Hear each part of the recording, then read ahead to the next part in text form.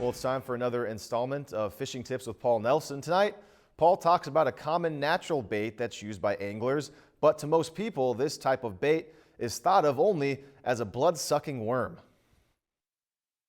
This week we're going to talk about leeches, probably more than you wanted to know about them, but we're going to talk about them nonetheless.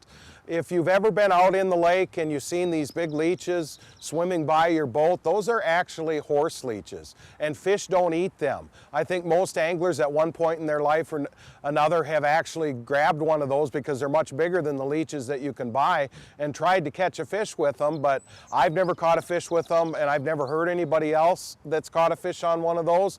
And the problem is they've developed in the lakes with predators, so they've developed a protective slime that makes them taste bad, so the fish don't actually eat them.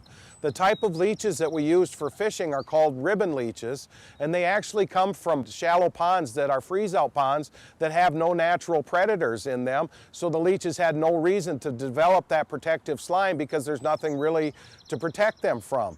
Now, ribbon leeches, one of the characteristics of those, if you grab a handful of them, they'll actually curl in a ball like a ribbon.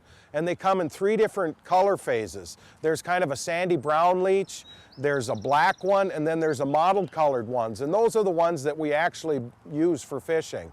There's other leeches that live in the lakes too. There's medicine leeches, which actually have little red spots on their back.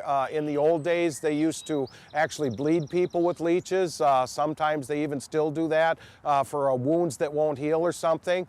But again, a medicine leech. And then there's also bloodsuckers, which a lot of people have been stuck to their leg, or any time that you're swimming in the lake, you have a risk of getting one of those on you. And again, the fish may eat those, but they're not the ones that we use for bait. This has been the Fishing Tip of the Week, and I'm Paul Nelson of the Bemidji Area Lakes Guide Service. If you've enjoyed this segment of Lakeland News, please consider making a tax-deductible contribution to Lakeland Public Television.